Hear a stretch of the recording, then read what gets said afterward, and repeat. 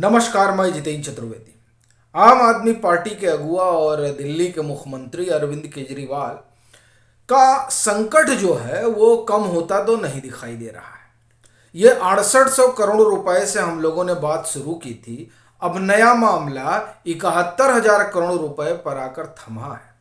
आगे क्या होगा ये कोई जानता तो नहीं है, लेकिन आम आदमी पार्टी जिस ईमानदारी की बात किया करती थी, अब ऐसा लग रहा है कि वो अपने उस बुने हुए पैराडिज्म में ही फंसती जा रही है।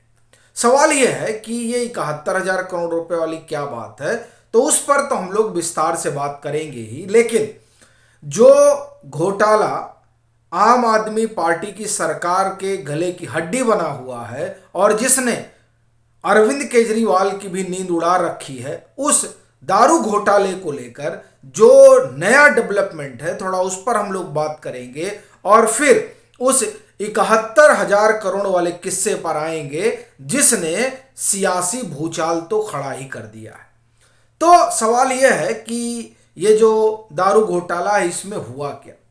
आप देखें कि इसमें जो अहम है उनकी जुडिशियल कस्टडी बढ़ती जा रही है, कोर्ट से उन्हें कोई राहत मिल नहीं रही है। अरुण रामचंद्र पिल्लई, जिनके बारे में हम लोगों ने पीछे चर्चा की थी कि किस तरह से वो किसके फ्रंटमैन है और कैसे उनको जो इंडो स्पिरिट से एक पैसा आता है, लाभांश वो उनको मिलता है और फिर वो पैसा ऐसी जगह पहुंचता है जहां उस कंपनी में जो किसी पार्लर जहां है उस पते पर रजिस्टर्ड होती है।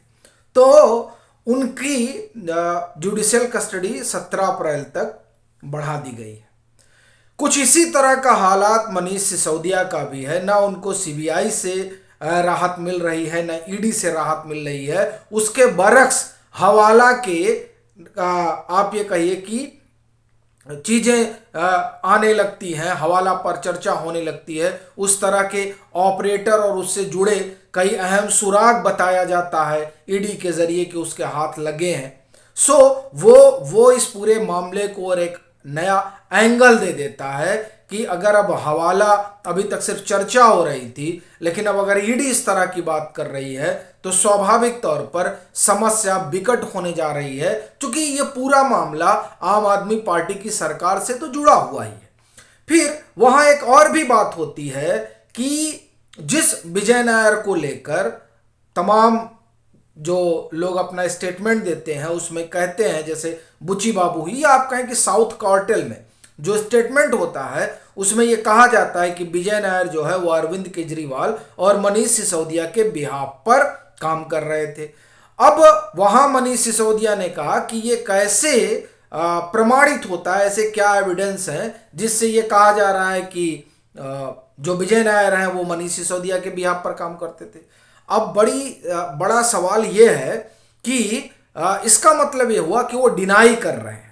कम से कम जो कोर्ट में उन्होंने बात रखी उससे एक बात तो स्पष्ट है कि वो कह रहे हैं हम विजय नायर को नहीं जानते।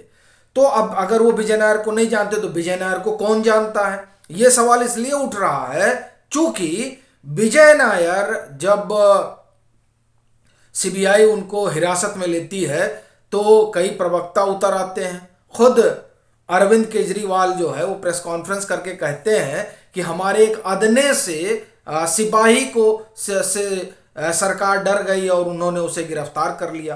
तो ये तमाम चीज़ें होती हैं और अब इन तमाम चीज़ों के होने के बाद भी अगर मनीष सिसोदिया के वकील उनका पक्ष रखते हुए कहते हैं कोर्ट में कि ये कैसे कहा जा सकता है, तो अपने आप में एक सवाल तो खड़ा होता ही। फिर फोन जो है उस वहाँ फोन है और ये बात आज फिर आई कोर्ट में कि फोन जो है वो ईडी के पास है और कई लोगों के फोन ईडी और सीबीआई के पास है, जिसमें इन लोगों के पीए भी हैं और वो तमाम लोग हैं जिन्होंने अपना स्टेटमेंट वगैरह दिया है, या जो लोग प्रत्यक्ष या परोक्ष रूप से इस पूरे मामले से जुड़े हुए हैं, जिसमें अरविंद केजरीवाल के पीए का भी एक फोन आप देखें कि फोन वाली बात है, चूंकि उन्होंने भी 4 फोन बदले, ऐसा ईडी का दावा है। तो ये जो तमाम चीजें हैं वो ये तो बता रही हैं कि आम आदमी पार्टी की सरकार हो, उनके नेता हो, उनके लिए तो एक समस्या का सबब बन ही रही है ये तमाम चीज़ें, ये तमाम जो डेवलपमेंट हो रहा है दारू घोटाले से जुड़ा हुआ। और ये मामला कितना बड़ा है, कितना सनसनीखेज है, इसका अनुमान आप इस बात से लगा सकते हैं कि इनके दिग्गज मंत्री हवालात में है।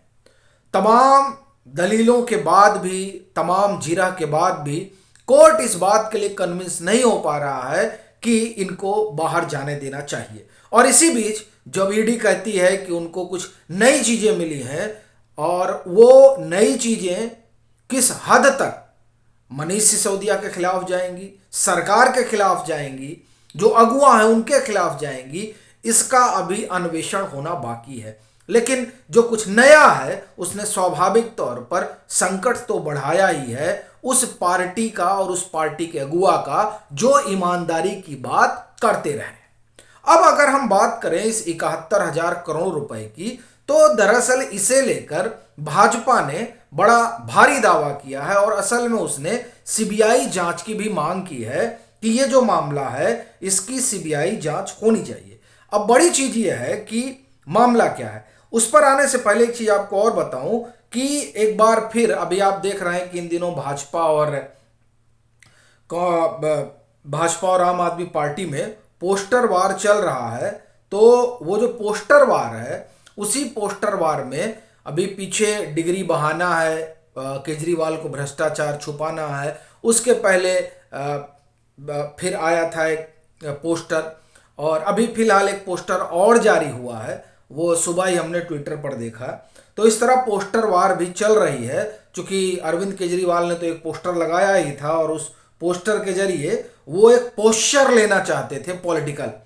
अब वो उस पोस्चर ने उन्हें, तो आप ये देखिए कि परेशान तो कर ही दिया है, क्योंकि अब तो ऐसा लग रहा है कि हर वो चीज़ जो आम आदमी पार्टी की सरकार से जुड़ी हुई है उसको खोद कर निकाल रही है भाजपा।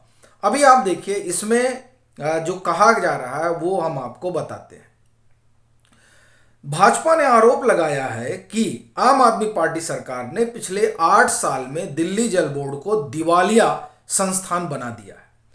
जल बोर्ड पर 71,000 करोड़ रुपए का कर्ज हो गया है, ये उन्होंने दावा किया है।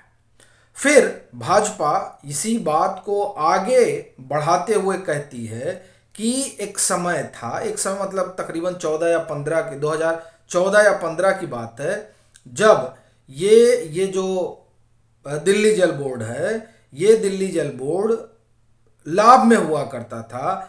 अचानक जो इस पर इस तरह का बोझ बढ़ा है, उस बोझ को किस तरह से देखा जाए, ये सवाल जो है वो भाजपा खड़ा कर रही है।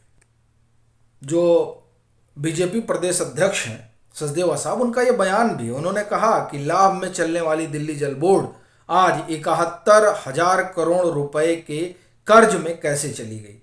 ये दरअसल उन्होंने सवाल उठाया है और फिर उन लोगों का अपना जो आरोप है उस आरोप की जांच पड़ताल के लिए उनकी ये मांग है कि सीबीआई से इस पूरे मामले की जांच पड़ताल हो। वैसे आप देखिए दिल्ली जल बोर्ड को लेकर सवाल उठते रहे हैं, और दिल्ली जल बोर्ड का ही मसला था कि जब एलजी, जो मौजूदा एलजी हैं बीके सक्सेना साहब, जब वो आते हैं उनको यहाँ का कार्यभार मिलता है दिल्ली एलजी का, और वो दिल्ली जल बोर्ड जाते हैं, तो उस समय आम आदमी पार्टी किस तरह से आग बबूला हो जाती है उससे आप लोग वाकिफ होंगे। तब बाकायदे प्रेस कॉन्फ्रेंस बुलाई गई और कहा गया कि अगर आप दिल्ली जल बोर्ड के अधिकारियों से बुलाते हैं, बात करते हैं, तो उससे पहले आपको जो है संबंधित मंत्री वगैरह को भी बुलाना चाहिए। खैर, तो अब जो ये तमाम चीज़ें निकल कर सामने आ रही हैं, वो दरअसल बता रही हैं कि आम आदमी पार्टी की घेराबंदी जो है और उसके अगुआ